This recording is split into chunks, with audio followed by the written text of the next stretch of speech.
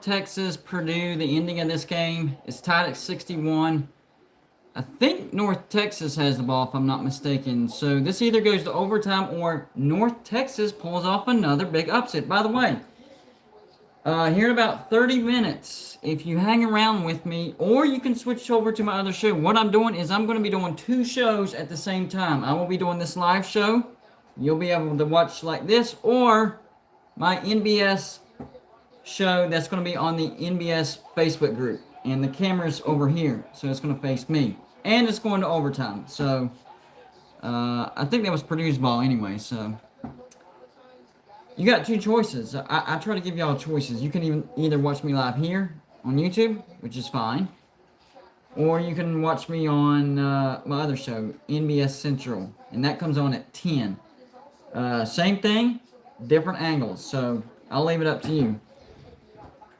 But the big story today, of course, we all know is Oral Roberts beating Ohio State. Can't say that I'm totally upset about that. Didn't bust my brackets. What's going on, Wisconsin fan 100? What you're watching here, of course, you already know. March Madness going on. I'm covering it. But I'm setting up for my other live show. I have a live show on the NBS Central Facebook group. So, at 10 o'clock, I'm going to keep this going. But I'll also be starting that show. So you'll be kind of getting the behind-the-scenes look on that show as well. So you can either stay with me here on this live show or go over to the NBS Central Facebook group and watch me there. Your choice. I try to give you guys choices. We got Nate Beast, Huffer Billy Paul. I've always wanted to ask you, Huffer Billy Paul, how did you get your name? That is a unique name, and it's kind of cool. I'm not gonna lie, kind of cool. How did you get it? Nate Beast said his brackets are shot. But earlier you were 4-0. I think that was you that was 4-0. So what happened? Explain that to me. I'm kind of curious about that now because earlier you had a perfect bracket. So, yeah, you might have to explain that. Let me adjust my lighting real quick. Hold on. I'm trying to get the glare out. See how there's some... well, it might be the front on. Hold on. Give me a second here, guys. Nope, that does not help. At all. In fact, it made it worse. Anyways, so Huffer Billy Paul has got to park, and then he's going to explain. North Carolina, Tennessee, and Ohio State. Oh, yeah, I actually had North Carolina going to the Sweet 16 myself. Tennessee, I had that one covered. That was my most confident 12/5 pick. Tennessee is trash, and Oregon State seemed to be really, really hot. So I was fairly comfortable about that. Sorry I'm late. I'm watching North Texas, Purdue. It's a thriller. Yeah, that's what I'm doing. Literally, I'm watching it with you guys. So don't apologize for watching sports. That's what this is all about, is sports. So if you're watching sports, you're doing what you're supposed to be doing. You know? You guys that are kind of late to this show, to this particular live show, what I'm doing right now, besides keeping up with March Madness, obviously, is I'm actually setting up for my live show, Wisconsin Fan 108-3. That's not bad. I'm setting up for my live show for my NBS Central show. It's called Bragging Rights. So they'll see me from this angle, and you guys will see me from this angle. So y'all kind of get a behind-the-scenes look. So if you see me looking over here talking, I'm trying to keep up with 2 cameras. So I just wanted to... I'm trying to see if I can get this done. 2 live shows at once. I've never done it. But we'll see how it works out. If it turns out to be absolute mess, then I'll never do it again. But if it turns out to be, hey, that's not a bad idea. Might do it some more.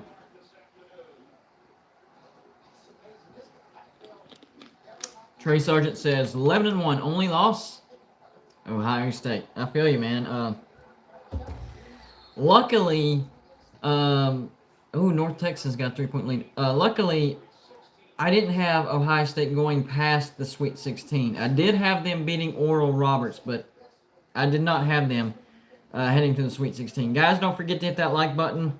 That helps this particular live show to get suggested to YouTube. Thomas 8-3, that's not bad. Hustle Highlights 10-1, that's not bad. Let me guess, Ohio State, right? maybe not, but most people that won lost Ohio State. I grabbed a loss with that Ohio State pick as well, but it didn't bust my brackets. So yeah, if you are watching, don't forget to hit that like button. If you're new here, hit that subscribe button. Sports videos every single day, no breaks in between. These are my live shows. I don't do live shows every day, but since it's March Madness, the first 2 rounds, so many games for 4 days in a row, we'll be doing consistently. Wisconsin fan says Oregon State, Oral Roberts, and Florida. Wrong picks. I misclicked. Oh, you're happy Oral Roberts won. Yeah, I think a lot of people are. Yeah, I picked Virginia Tech to beat Florida as well, but I had Virginia Tech getting beat the very next round. So far, no bracket busters. That's the big thing. No bracket busters. Oh, 66-61 North Texas might be moving on. Yeah, I think I had North Texas beating Purdue as well. I'm actually going to fill in the rest of my whiteboard because I have the brackets up and I'm filling in the winners and losers. There you see. So whoever wins this game, I will be adding their name to that. I had Ohio State going to the Elite Eight hurt a little. Thomas, yeah, that's a loud bracket buster. That's not a devastating. Now, if you had them going to the Final Four, that's region busting. Like that'll bust up your whole region. So, yeah. So far, I don't think I've talked to anybody that had Ohio State going to the Final Four. Now, I did see on Twitter where Pigskin Pete said that Ohio State busted his bracket, so I'm guessing he had them going far. So, I don't know. Don't forget to hit that like button, guys. I'm going to get some more viewers in here. If you hit that like button, it gets this video suggested to other people. We hit that algorithm, and we get more viewers, and we have more conversations. So this is hitting the like button isn't just for my gratification. Oh, people like me. No, it actually gets us to have more viewers to watch this particular video, and we can have some pretty good conversations. Last Sunday when I did my live March Madness bracket reaction, at one point I had 272 viewers at once. And when I was done, we had about 3,500 views on a live show. That's amazing. And it's all because you guys were hitting that like button and it was getting suggested. But at the same time, it was at a time where people were looking for shows about the brackets coming out. So it was a high volume day. And that was a good day. We had a lot of fun. We had a lot of conversation. So we're trying to build this brand and get more conversation going. That was one of my goals of creating this YouTube channel, getting the point of view of different fan bases. Because we forget we're a fan of a specific team, and so we have this bubble. Not necessarily that we've created, but it has been created in one form or fashion or another. So if you can get outside perspective of different fan bases, then that's when you start realizing stuff that you didn't realize before. Like, how does an Ohio State fan feel about losing to Oral Roberts? I mean, I'm sure it sucks, but what's going through their head? That's got to be a terrible feeling. So little stuff like that. So that's why I preach hitting that like button, so we can get more people from different fan bases in here, and get more raw emotional reaction, because people don't realize sports is very emotional. Some people, that's all they have is sports. For me, I have a great family, decent job, which I could be quitting fairly soon, depending on how fast this YouTube thing takes off. I just hit 1,000, so I'm making some money, not a lot, but decent job. Life is good, but I do love sports, and it does play an important part of my life. My YouTube channel, that's what it's about. Without sports, I wouldn't have a YouTube channel, because that's what I love as far as my interests in society. You know, some people like the weather, some people like shopping, some people like cars, you know, different stuff like that. My passion is sports. So it is directly, uh, you know, connected to me. I'm connected to sports, and sports are connected to me. So now you know why I preach what I preach here as far as hitting that like button and growing the audience. Because not all fan bases think alike. Not even just reactions to wins and losses, but you know how different traditions, different stadiums, tailgating, all that stuff. It is so different. Oh, Purdue's about to lose this game, but it is so different even from region to region. You go from the southeast to the Midwest to the Pacific Coast. It is totally different. And that's one of the great things about what I'm doing, and I'm able to talk to people and be like, wow, I didn't realize, that over on the West Coast they did this and they did that for tailgating, different stuff. It's pretty awesome. So, and some fan bases prefer, football, some fan bases prefer basketball, some fan bases prefer baseball. Vanderbilt. Yeah, they are very passionate about baseball and they are very good at baseball. And if you ever have a chance to go visit the Vanderbilt campus, it's actually pretty cool. They have it set up to where they have the football stadium, the baseball stadium, and the basketball stadium all within a triangular figuration and they fit together. There is no way any of those stadiums could ever expand. The football stadium literally hangs over the baseball stadium. And the practice facilities for the baseball stadium is actually underground. They have underground pitching labs, that analyze the motion, the speed, all that stuff. It is crazy. That is worth a Google. I'm about to say giggle. That's worth a Google. Vanderbilt's baseball facilities. It is amazing. I watched it the other day and I was amazed. So we got 16 minutes till this show starts. I am watching basketball and it looks like North Texas will take down Purdue.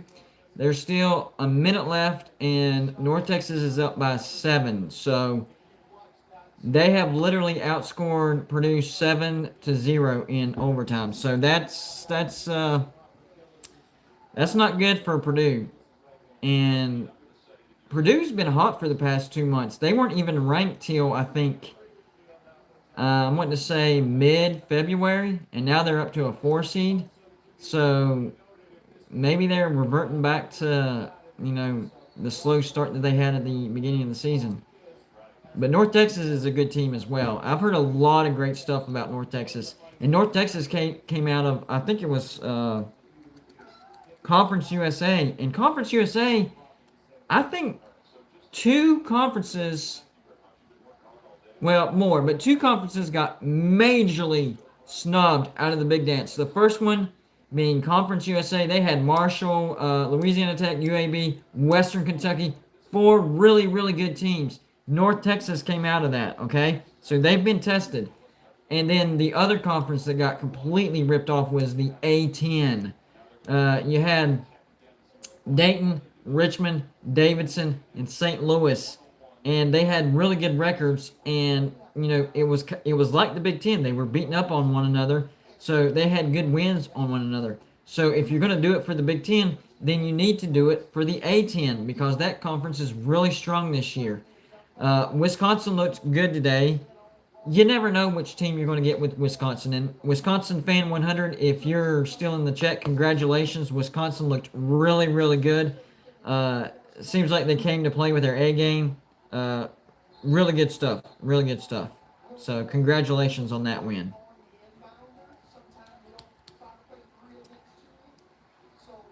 So it looks like Rutgers and Clemson. I think I have the remote actually. I'm gonna flip through some of these games. I'm gonna stick with this game until the end. But somebody Somebody in the chat shout me out the Wisconsin-North Carolina score because I forgot to write that down, and I'm actually going through that for my other show, and I'm kind of tied up with all my devices. So somebody please shout me out the final score of Wisconsin-North Carolina. I know Wisconsin won, but I don't quite remember the score, and I forgot to write it down. I kind of got zoned into the North Texas Purdue game. So anybody watching in my live chat, look it up, shout it out to me. The final score of Wisconsin, North Carolina, so I can write it down for my other show. Let's see how much time we got for the other live show. 13 minutes till I start the other live show on this other side. So if y'all want to stick around for that, that's awesome. Kind of get a behind the scenes peek. Y'all had no idea that I did other live shows besides YouTube. Well, now you know. And oh man, Purdue is up by 9. This has to be over. I mean, I know you never say never. That's 3 threes basically, and the announcer just said it and he missed it. Oh, shot it again. Nope. This is ball game. Purdue's gonna win it. No, not Purdue, North Texas. Dadgummit, I ruined that feel good moment, didn't I? Yeah. Dadgummit. Y'all don't forget to hit that like button. Get some more people in here. Let's get this thing suggested. Get a bigger audience. Whew. 70-61. That's, they just controlled overtime. Purdue didn't score one daggum point in overtime. That is crazy. They shut them down. I know there's 35 seconds and they still might score, but yeah. Alright guys, I'm about to write them in on my whiteboard, so I'm not going away. Chill, not going away. I gotta write them. In fact, you know what? I'm gonna slide this over. Let me slide this over. Alright, so where are we at here? Purdue at the top. Alright, time to write them in. It's official.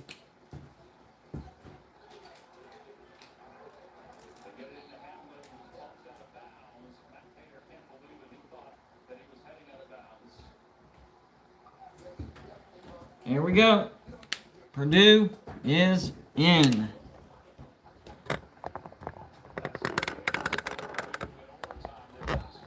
Sorry about the glare. I think one of my studio lighting is creating a glare. And this mic is actually for my other show, so you're hearing me through the phone. The other show will get my regular studio. The other live show is on the NBS Central Facebook group, but it doesn't start for another 10 minutes. 10 minutes to go. Looks like Purdue did get a 3, so they did score. That's something, I guess. But, I mean, you really never know because remember the Reggie Miller, I think it was like 8 points in 6 seconds. Another 3. 18 seconds left. 7-point lead. No. Yeah, 7-point lead. It could make it interesting. You never know. 7-point lead. You can't stop playing defense ever. That's a 4 seed beside Purdue. That means they're a pretty good team. Do not let up.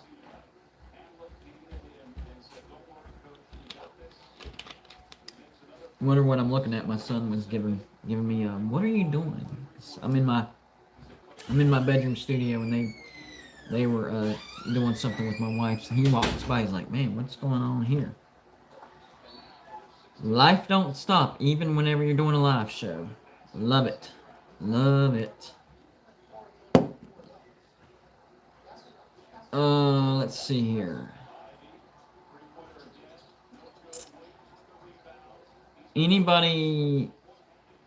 Does anybody remember the score of the,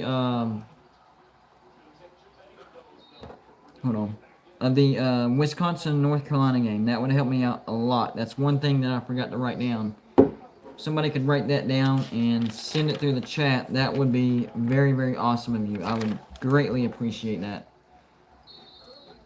They're still fouling. 5.8 seconds left. They're not giving up. I mean, got to give it to them. Never stop. The game's officially not over. 5.8 seconds left. I mean, it is over. It really is, but they're playing to the last bell.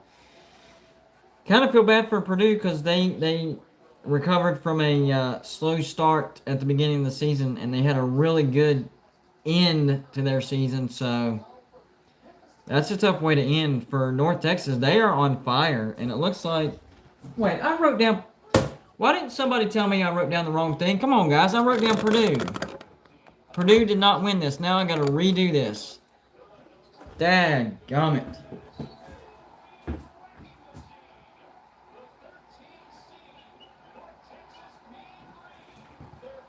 Dang. I can't believe I did that.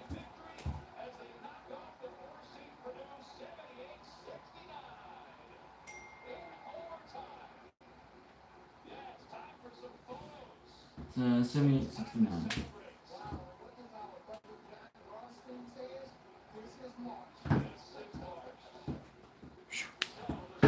Great win for North Texas.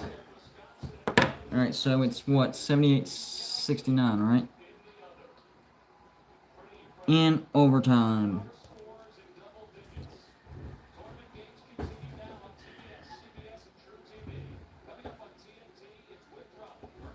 Hey, can you look up the Wisconsin North Carolina score real quick so I can write it down? Yeah. Because I didn't get any help in the comments, and this other show's about to go live. Alright. Yeah. 85-62. Alright, 85-62.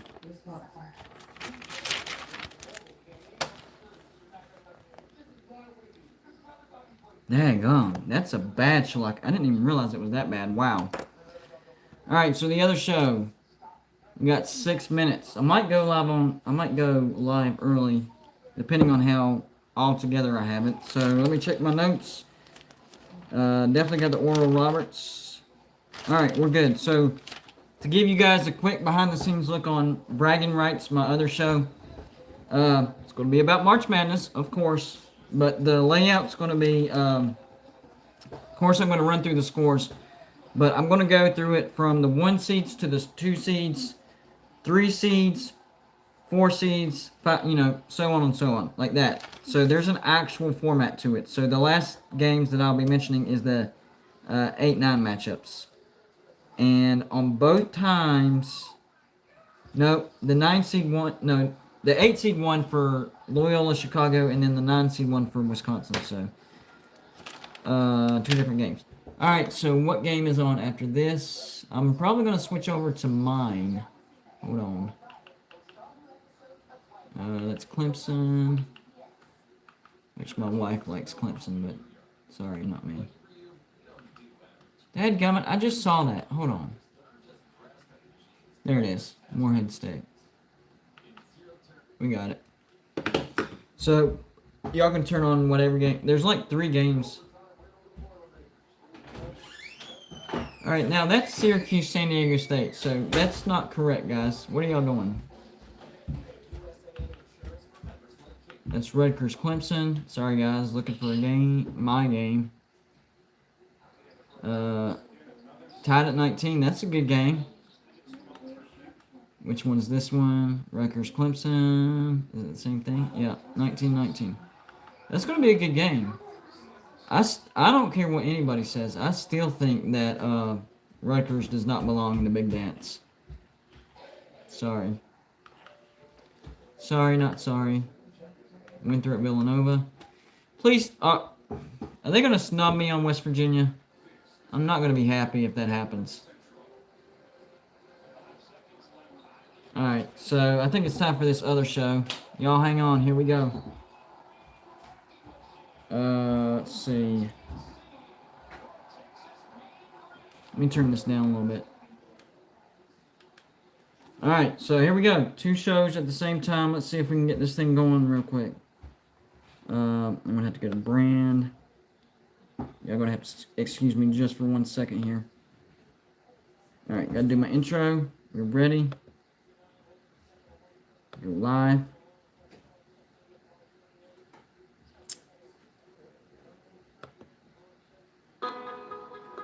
About to go live over here.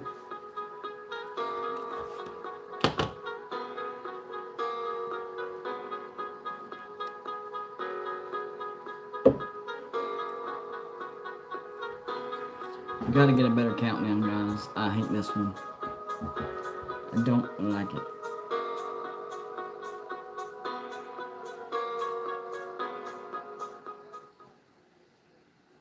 What's going on, everybody? It's your boy, Golden Blue Dude, right here on the NBS Central Facebook Network. And, of course, this show is Bragging Rights. Now, this week is going to be completely different because we got March Madness going on. And I'm actually doing something that I've never done before. I'm actually doing 2 live shows at the same time. I'm looking over here to my YouTube live show on Golden Blue Dude. And then I'm looking over here to my live show on the NBS Central Facebook group, Bragging Rights. So we're going to see how this goes. If it turns out to be an utter fiasco, I'll never do it again. But if it turns out to be a decent show, might see what we can do in the future. So yeah, today, the first official day. We had the play-in games yesterday, but nobody really watches those. I mean, they were actually good. They were good. But nobody really watches those. Today is when people start actually watching March Madness. Like this is officially March Madness. You know what? It's living up to the name. March Madness is in full gear and it's crazy. And you already know what I'm talking about. It's on the ticker at the bottom. Ohio State doesn't disappoint. They get knocked off. The 2 seed gets knocked off by the 15 seed. I'll be honest with you. I did not see that coming. I didn't have it in any of my brackets. But I have a lot of Ohio State subscribers on my YouTube channel over here. So don't be offended whenever I say this. But whenever it comes to basketball, not football, basketball, I usually don't put Ohio State past the Sweet 16. Like, that's the extent. I don't trust the Buckeyes. Now, I definitely didn't see Oral Roberts beating the Buckeyes. That's for sure. I didn't see that happening. But I definitely don't trust them, especially this year. Now, they were on a roll there for a while, and people were actually talking about them being a 1 seed. And then they went on, like, I think it was a 4-game losing streak. So, whenever that happened, I dropped Ohio State to like a high 4 seed, low 3 seed. They got to the Big Ten championship, so I locked them in at the 3 seed. So I thought it was super, super generous for the committee to hand Ohio State the 2 seed. And I think they probably regret that now because, well, maybe they don't regret that because it was a massive upset. And that's what March Madness is all about. Upsets that you don't see coming. We all know ESPN. You go on there, I think you can make like 25 brackets. Well, usually that's what I do. I do my 25 brackets. Well, this year, I have my YouTube channel, trying to keep up with all that stuff. So I wasn't able to get all 25, but I did get 14 brackets in. Not, and I don't know why, I try to think of every single upset, every single different scenario. But not even one of my brackets had Oral Roberts beating Ohio State. It didn't enter my brain. I didn't register, wasn't on my radar. So, the thing is, I did have Grand Canyon beating Iowa in one of my brackets, and then another 15 beating the 2. It escapes my brain right now, but I do know that Oral Roberts beating Ohio State, not on the radar at all. Not at all. So, yeah, it was shocking. So, the first thing we're going to talk about, besides what I just talked about, the 1 seeds. They rolled today, and usually they do. History tells us only one number 1 seed has ever lost in the first round, and we all remember it. It was Virginia, UMBC. We will never forget that. Great thing is, Virginia redeemed themselves and won the national championship the next year, so not bad. Today, 1 seeds dominate. Illinois dominates Drexel 78-49. I mean, I felt bad for Drexel. I really did. That was hard to watch. Illinois hit 57.1% of their field goals, and a little shaky on 3-point, 28.6, but maybe they were just, playing around. I don't know. It was a full-fledged beatdown. And then the other one, not much different. Baylor shellacks Hartford 79-55. That one was tough to watch as well. Baylor didn't shoot the ball quite as well as Illinois. Not quite as well.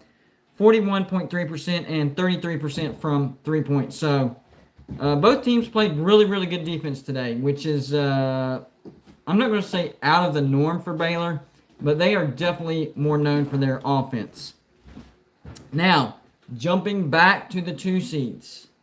I know I've already talked about it, but I want to go in order.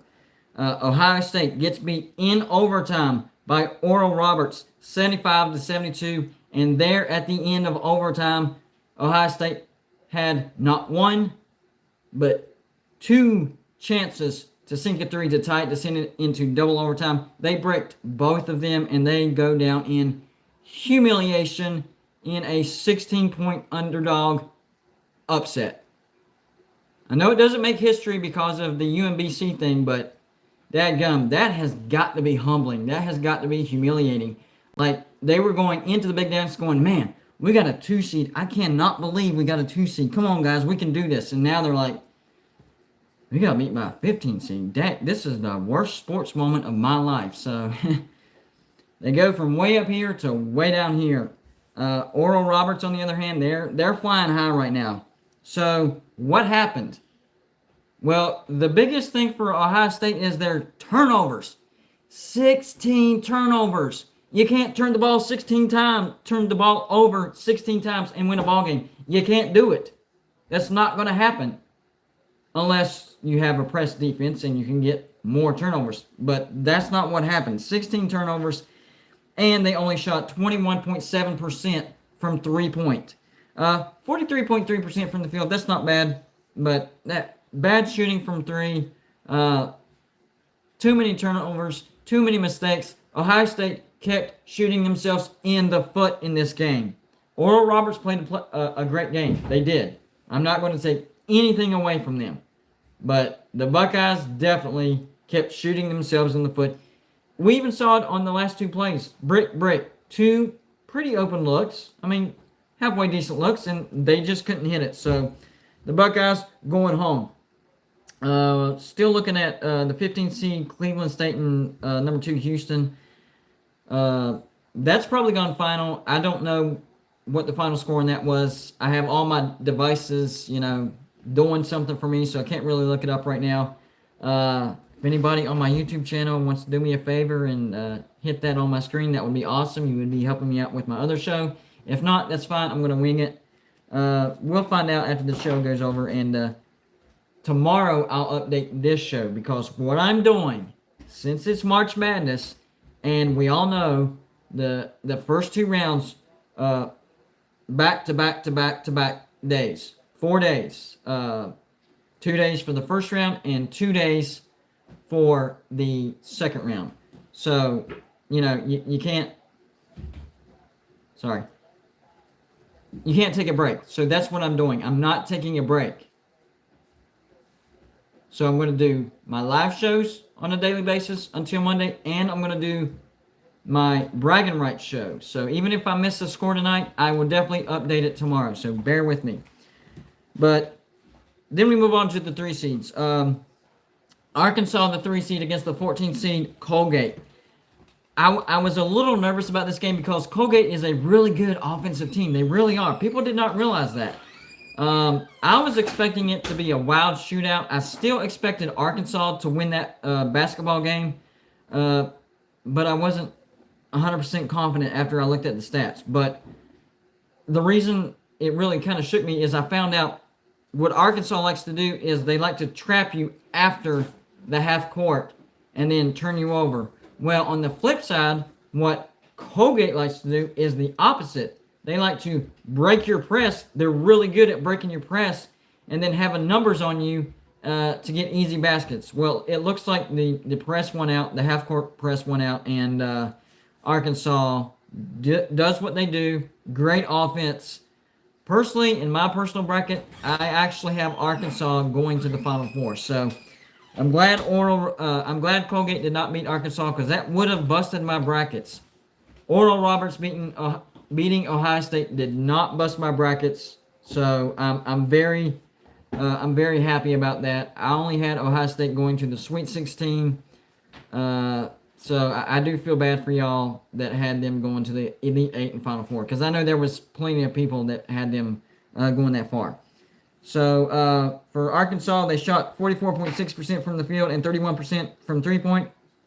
And like I was speaking 5 seconds earlier, the trap machine worked for Arkansas. They turned Colgate over 22 times, and that's how they were able to control this game and pound Colgate into submission. And that's exactly what happened. They turned them over, and it was actually a thing of beauty to watch. It was almost surgical. I mean, they picked them apart. If you like watching games like that, that was a great game. Then we move on to the 4 seeds. I'm not 100% sure, not going to lie, not 100% sure what happened between Liberty and Oklahoma State. If anybody wants to update me on my YouTube channel so I can share it with my other channel, that would be awesome. Or you can leave a comment in the bragging rights section, simply because I have all my devices wrapped up right now. I can't look anything up. But I do know in the other 13-4 matchup, Purdue goes down. North Texas beats Purdue 78-69. It went into overtime, and Purdue only scored 8 points, and it was in that last minute. At one point, I'm thinking North Texas was on a 10-0 run to start overtime. That's crazy. Like, they smoked Purdue in overtime. Purdue didn't show up in overtime. I don't know what happened. It was a great game up to overtime. North Texas kept Purdue from winning the game, sent it to overtime, and then they just either they shut them down or Purdue's fatigue caught up with them. One or the other. But the end result is the same. North Texas moves on. Purdue, you're out. So we have several upsets that's already happened. And there could be a few more. And I'm really hoping. Thank you, Scott, man. Shout out to Scott. This dude has been a subscriber of mine since my YouTube channel first started. And he updated the score. Oklahoma State did win 69-60. I appreciate that. My OG subscriber, he's got my back. I know that always. And he's actually watching on the other show. So he's actually supporting on the other brand too. So there you go. Loyal subscriber, loyal supporter. I appreciate that, man. So Oklahoma State does beat Liberty. And so it's going to be Oklahoma State going into the second round. And the other 13-4 matchup, North Texas. A nice feel-good story.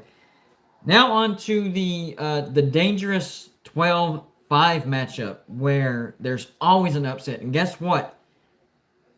There was an upset today, and I had a really strong feeling about this one. Like, usually I'm trying to guess. I'm like, is it going to be that one? Is it going to be that one?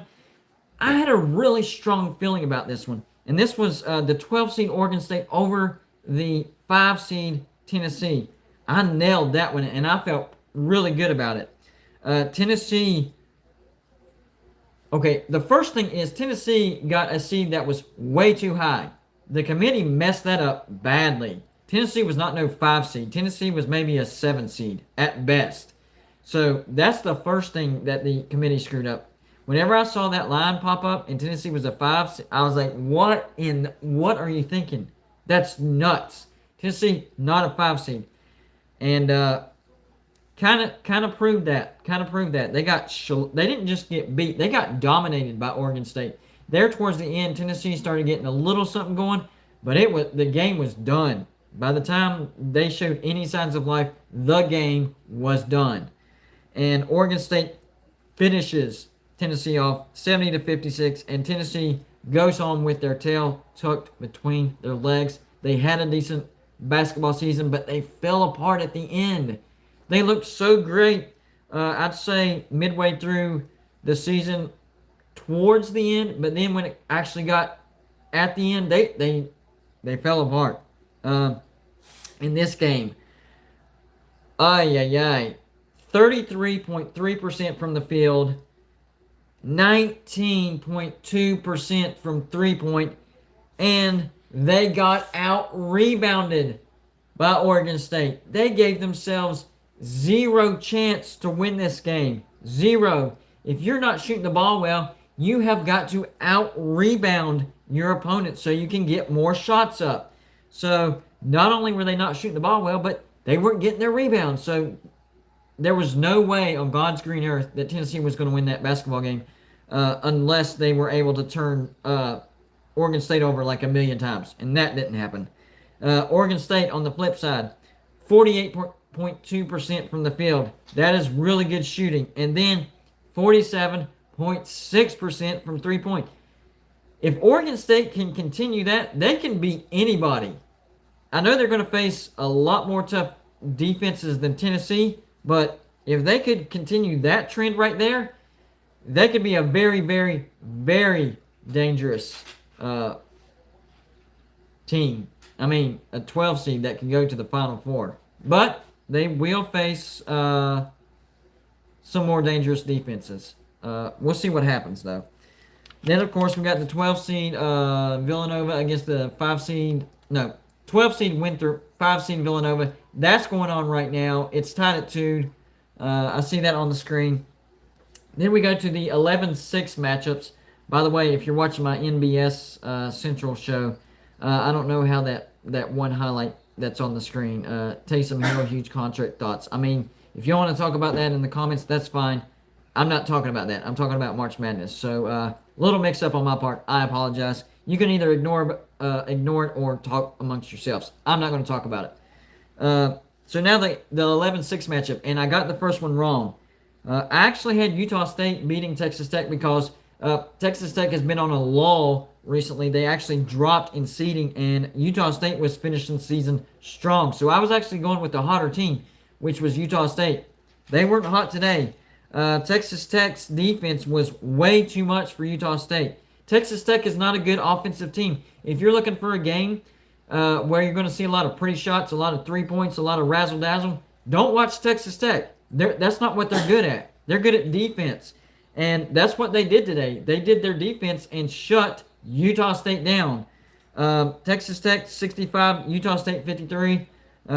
Texas Tech shot 41.9% from the field. That's not bad. 38.9% from 3-point. That's not bad either. But for Utah State, they shot 44% from the field. That's actually not bad, but only 21.1% from 3-point. So that's probably what cost them the game. Texas Tech is really good at closing out on your threes. They can get to that 3-point line with amazing speed. The reason West Virginia was able to sweep Texas Tech was ball movement. We have great perimeter ball movement. If you're going to beat Texas Tech, you need great perimeter ball movement. Inside ball movement doesn't matter as much. It's stretching them from side to side. Inside out, they're really good at that kind of defense. But from side to side, that's their, I guess that's their weakness. They're still good, but that's their weaker aspect of their defense. And that's how West Virginia was able to sweep Texas Tech.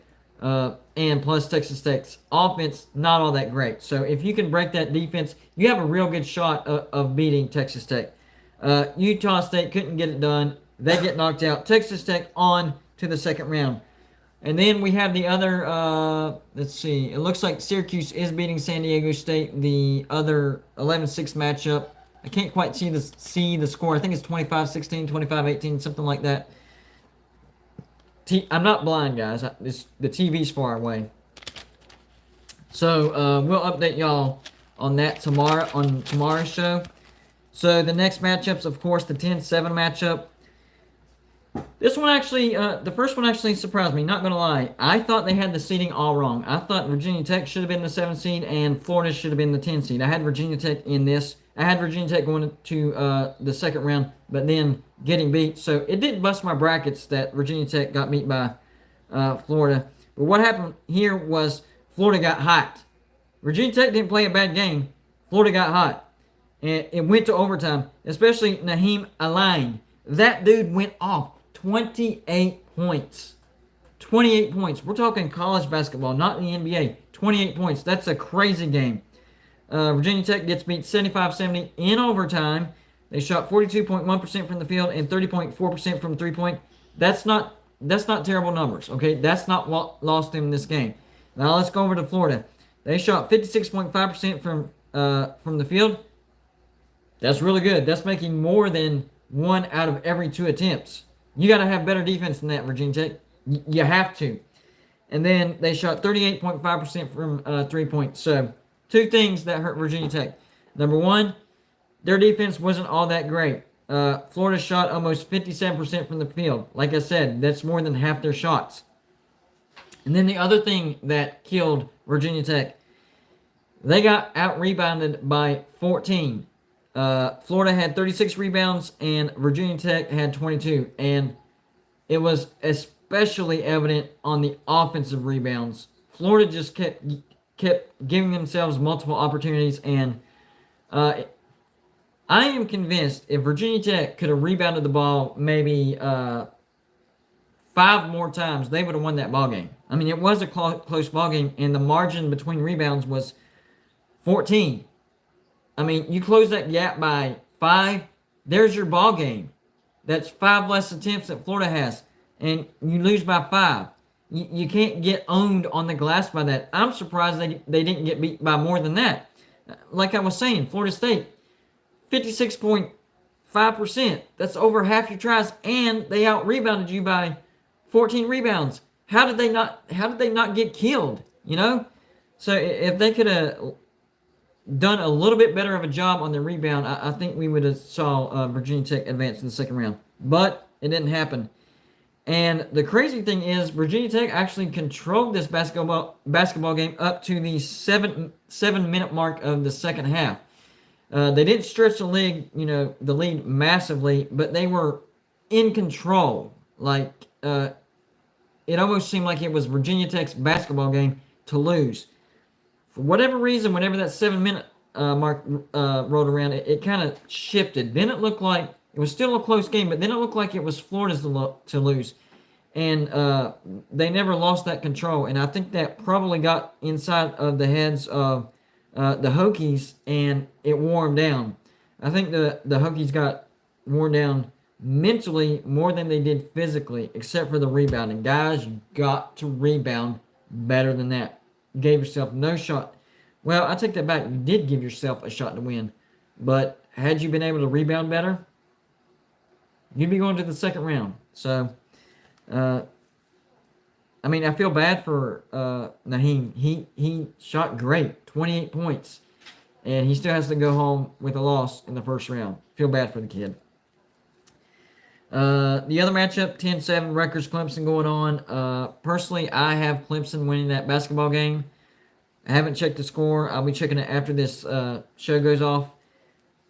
And then the 9-8 matchup. The first one, Georgia Tech, Loyola Chicago. Can't lie, I had Georgia Tech going. They were on fire. 9 straight victories. Won the ACC tournament. I thought they were just going to, stay on fire. Well, not so much. Georgia Tech did lead most of the first half, and I was like, yep, Georgia Tech, they're going to do it. They're going to do it. And then all of a sudden, Loyola got hot. And they finally tied it at the 11.5-minute mark of the second half, and then after that, it was all Loyola Chicago. Georgia Tech owned the first half, and then maybe the first third of the second half, and then the rest was Loyola Chicago. Well, it counts more how you finish, and Loyola Chicago finished this game. Georgia Tech, I mean, they shot the ball 57.4% from the field. That's really good. 30% from three-point, not bad.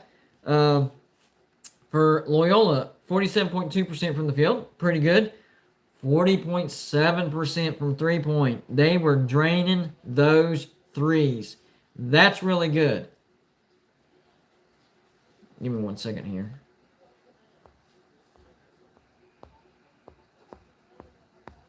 Guys, I was not seeing y'all's comments. I apologize about that. So, I got this other live show going on. So, I had a super chat from Wisconsin Fan 100. I appreciate that. How good do you think Marquette could be next year? That's a good question because Marquette was kind of the thorn in a lot of Big East heels.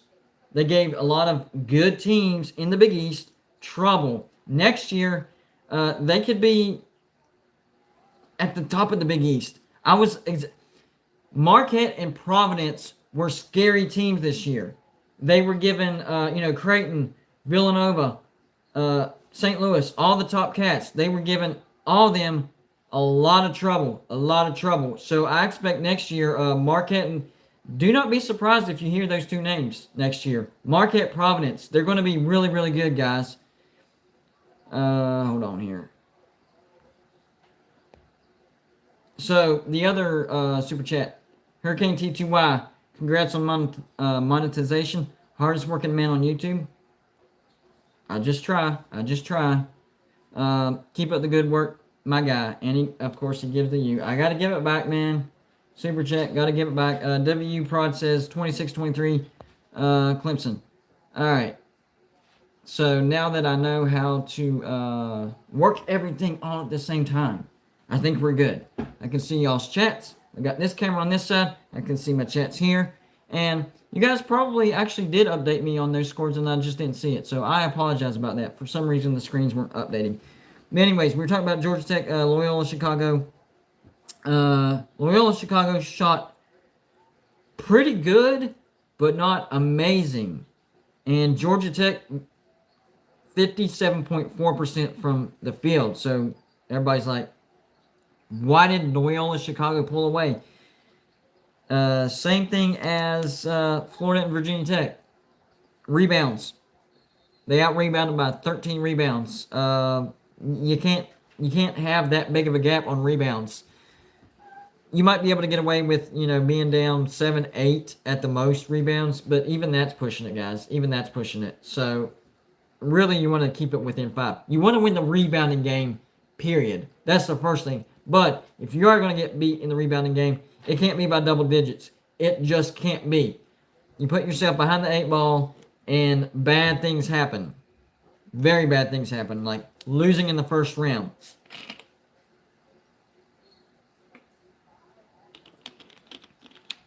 And then, of course, the other 8-9 matchup, Wisconsin, North Carolina. I'm not going to lie, I totally missed that. I had North Carolina, I think, going to the Sweet 16. Well, in my live show, I had them going to the Final Four because I was thinking of how hot they were. And then I sat down, rethought it, and I had them going. I still had them beating Baylor. I don't know what I was thinking.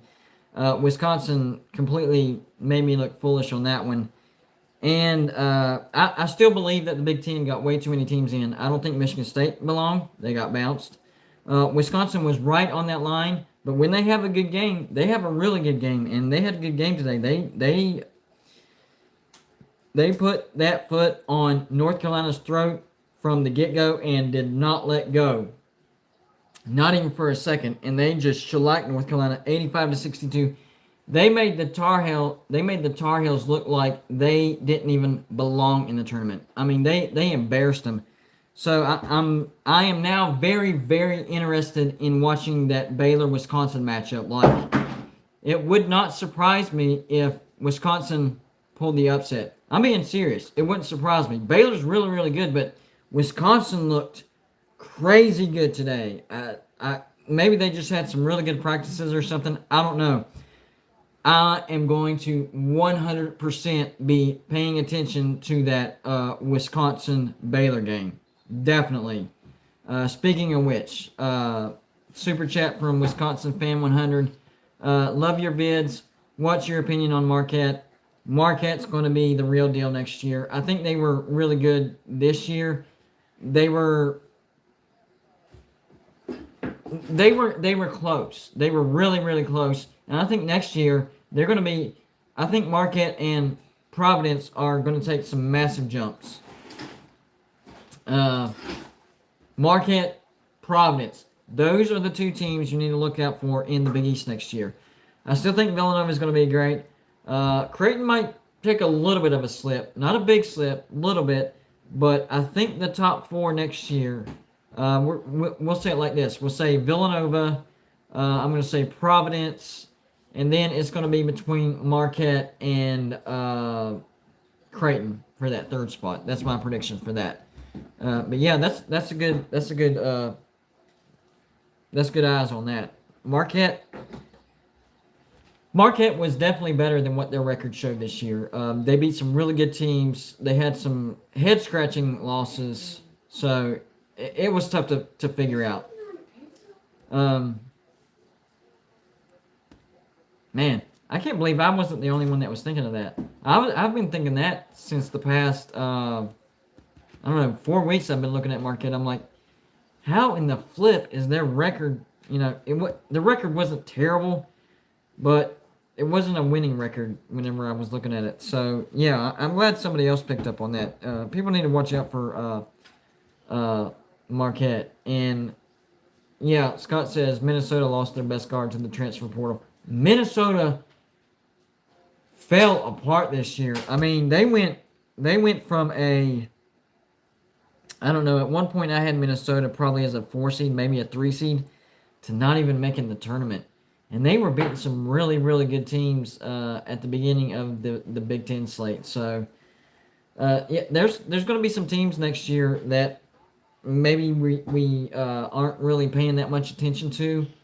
And next year, it'll seem like they come out of nowhere, like Marquette, like Providence, like that. But trust me, you can see the signs of it the year before. So those are definitely two teams that I want 100% be keeping my eye on. So if you're just now watching or joining, the way both of these shows, this show, Bragging Rights, I will be doing it at the same exact time every night. And it looks like this setup is working out pretty well. So I'm gonna keep doing this. So set your clocks, 10 o'clock for my YouTube channel, Golden Blue Dude, 10 o'clock for Bragging Rights simulcast. I think it worked out really well. You guys have been awesome. So 10 o'clock, and it's going to be tonight. Of course, we had tonight. It's going to be Saturday night, Sunday night, and Monday night. So instead of a once a week, usually Bragging Rights is just a once a week show.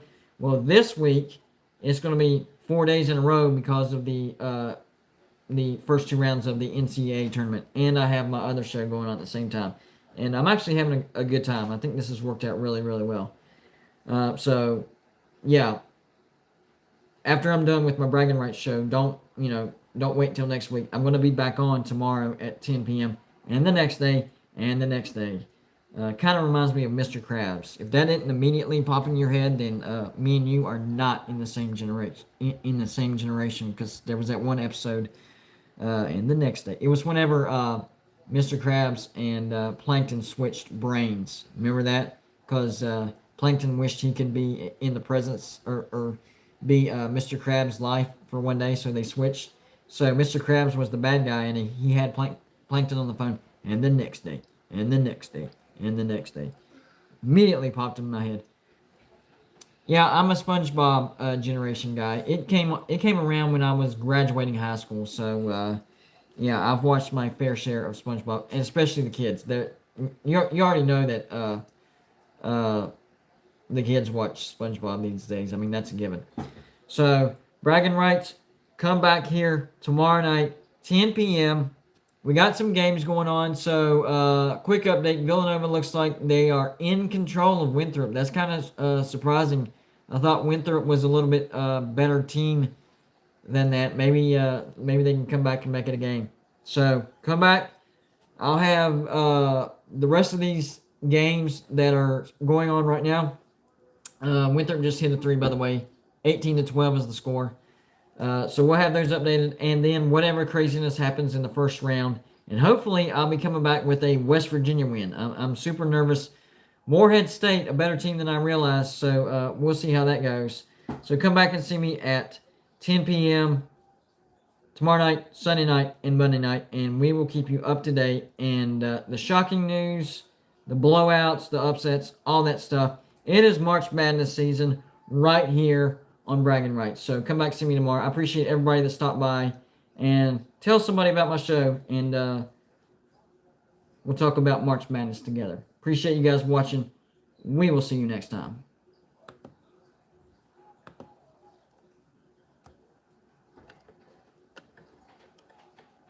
Alright guys, it's just me and you now. Let me end this over here. So the good thing about that is now I can actually look stuff up. That was the only issue about doing 2 shows at the same time is trying to keep up with stats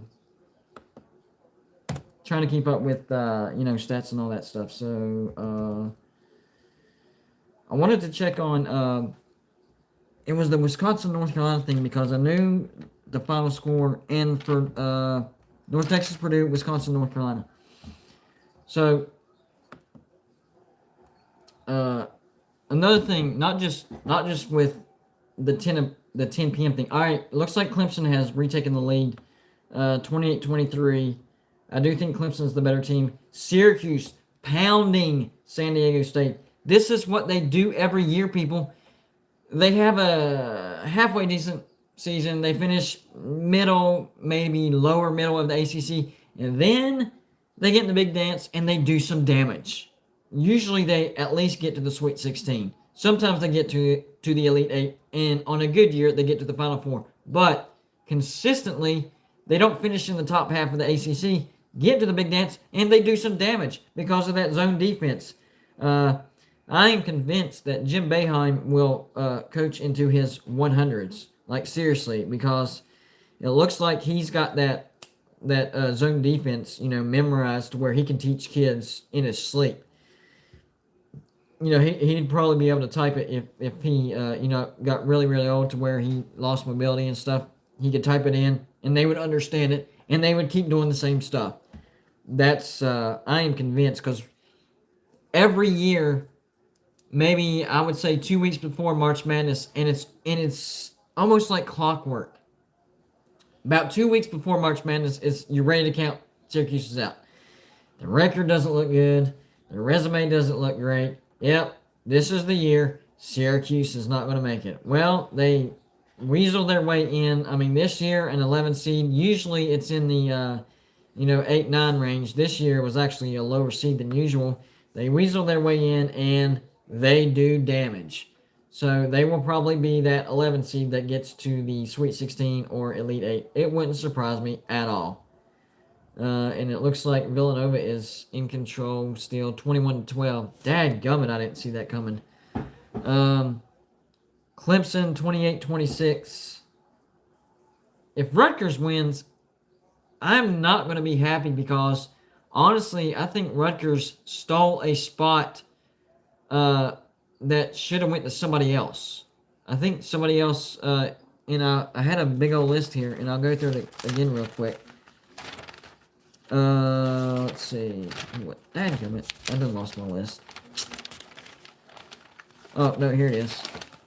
Yeah, I write notes a lot, guys. Like this is just, this right here, guys, that's just like a month's worth right there. Like, I write all my stats, all my information. I mean, it's a lot of writing. So, to lose some notes is not, unheard of for me. But Belmont, that was the big team. Belmont should have gotten in. I mean, 26-4. I know their schedule wasn't great, but they won their regular season conference, got bounced in their tournament. So they just got punished for losing a game in a tournament. That's what cost them a spot in the big dance. Had an amazing season. Just a few losses, 3 losses in the regular season.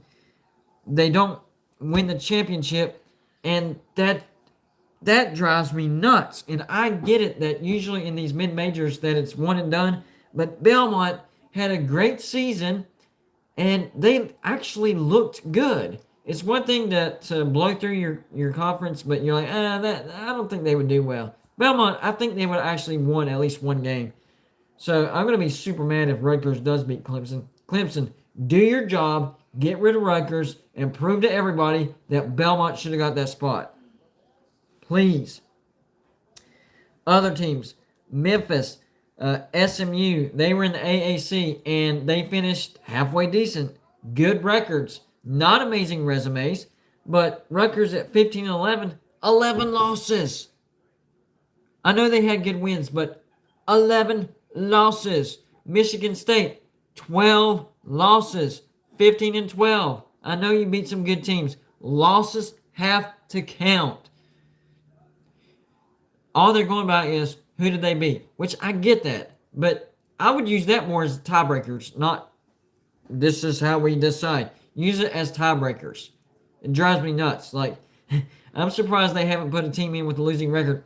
It doesn't matter. They beat a bunch of all those 7 wins were against top 5 teams. They played a tough schedule. Doesn't matter if they had bad losses, but they had 7 wins against the top 5 team in the nation. So that day will not surprise me. If that day comes, it won't surprise me. It won't. So 15 and 12, that's not a tournament record to me, but you know what? Whatever. I'm not in charge. It is what it is. All right, so I'm done ranting. I'm going to get off here, guys. I felt like that was amazing. I mean, what do y'all think? Did y'all like the simulcast? I had a lot of fun, but I don't know how you guys feel about it. The comments kind of messed up there for a while, but I did figure it out. Let me look at the comments real quick again. Let's see. Ray Finkel's house. Yeah, Belmont got disrespected. I agree. Citrus Aviation. Nebraska deserves a spot. Just kidding. Yeah, I definitely knew you were just kidding. But they did almost beat Illinois. That's true. The only way a losing record team gets in is winning conference tournament. Yeah, but I was exaggerating. You all know that, but I'm just saying. I mean, 15 and 12. That's. And then after they lost to UCLA, their final record was 15 and 13. So if you think about it, a team that finished the season, because you got to count the conference, finished the season 2 wins over 500, was in the tournament. That's just nuts. That was dumb. And that's exactly why I made a video about, the Big Ten being overvalued this year. Yes, Louisville got robbed. I agree. That's another team. I mean, I got a whole list here. SMU 11 and 6. St. Louis in the A10. The A10 as a whole got disrespected. There were some good teams, and they just beat up on one another, just like the Big Ten did. But they somehow just respect the Big Ten more. St. Louis, Davidson, George Mason, Dayton, Richmond, all those great teams. 14 and 6, 13-9, 13-9, 14-9, 14-8. Compared to 15 and 12, looks good to me. Yes, Boise State, they're on my list. I had them along with Colorado State in the Mountain West. Out of the Big East, St. John's, 16-11. Conference USA, there was actually 3 big ones that stuck out. Western Kentucky, 21 and 7, and they won their division. UAB, 22 and 7, won their division. La Tech, 21 and 7. Old Dominion, 15 and 8. Marshall, 15 and 7. So that tells me that the conference as a whole was good, and they were giving each other losses, but they were still good.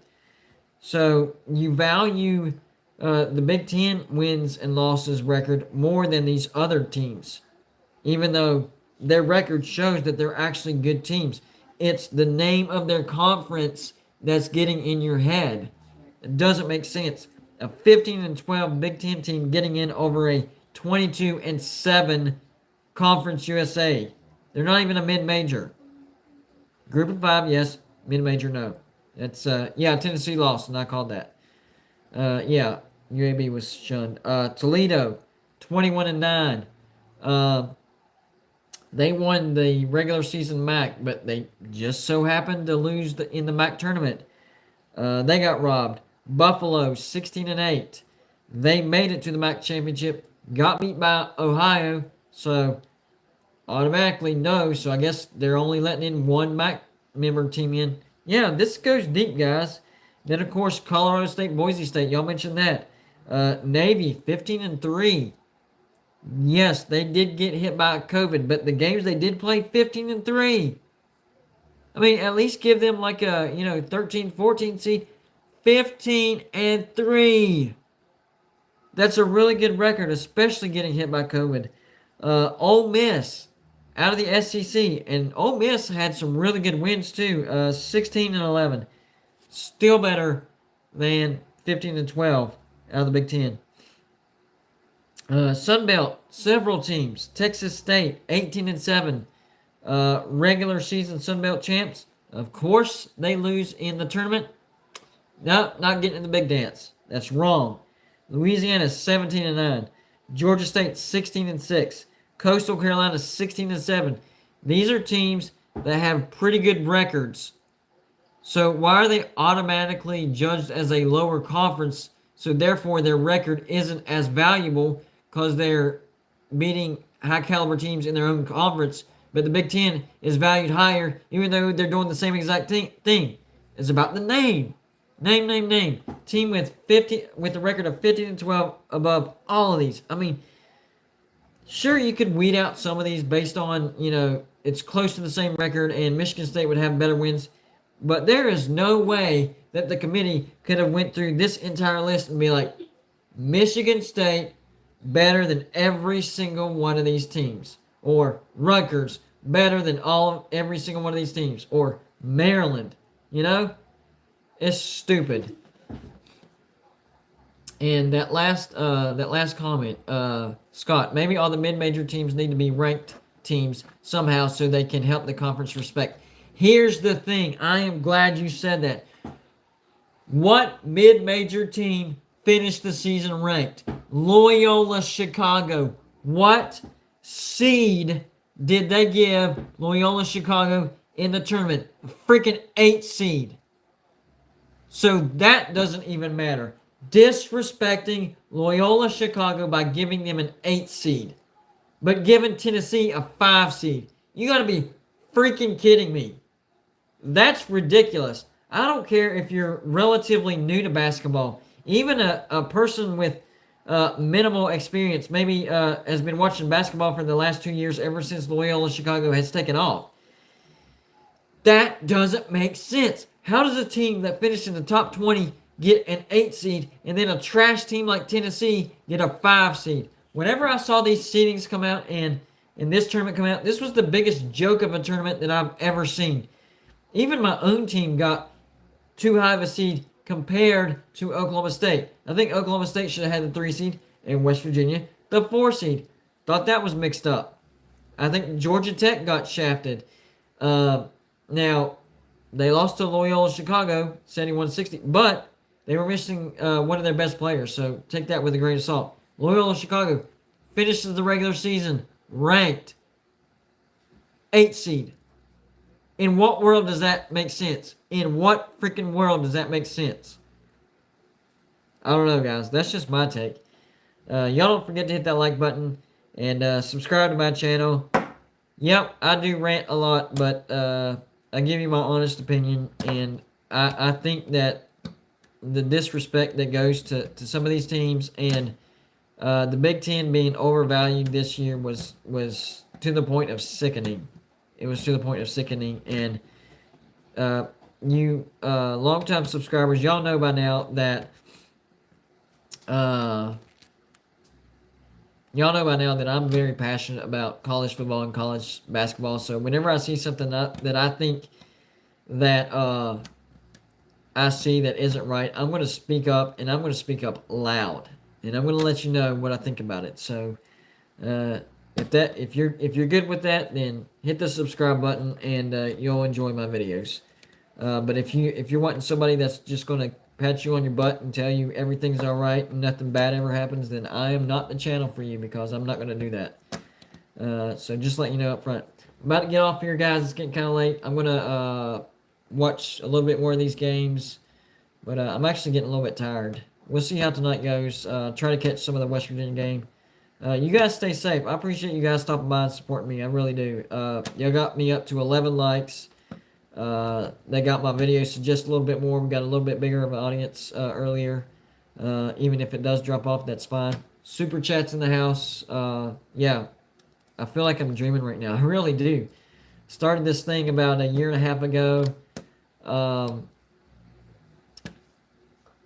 it was almost my year anniversary of starting this channel, and I was struggling very, very badly. I was trying to get to 200 subs at my 1 year mark. And then this past 6 months, it's just exploded. So, yeah, I appreciate each and every one of you, all your support. Hopefully, I can keep you guys entertained and give you guys some type of a distraction from what's going on in the real world. That's what sports is. It's a healthy distraction that gets you emotionally involved, and that's what this channel is all about. So I will see you guys tomorrow. More live shows. We'll see what craziness happens, and I hope y'all have a good night. Appreciate every single one of y'all stopping by, support me. Hurricane T2Y, he stopped by. Appreciate him. I do shows with him sometime. Go check out his channel, by the way. Hurricane T2Y. Hit the subscribe button. I'll see y'all tomorrow. Y'all have a good night.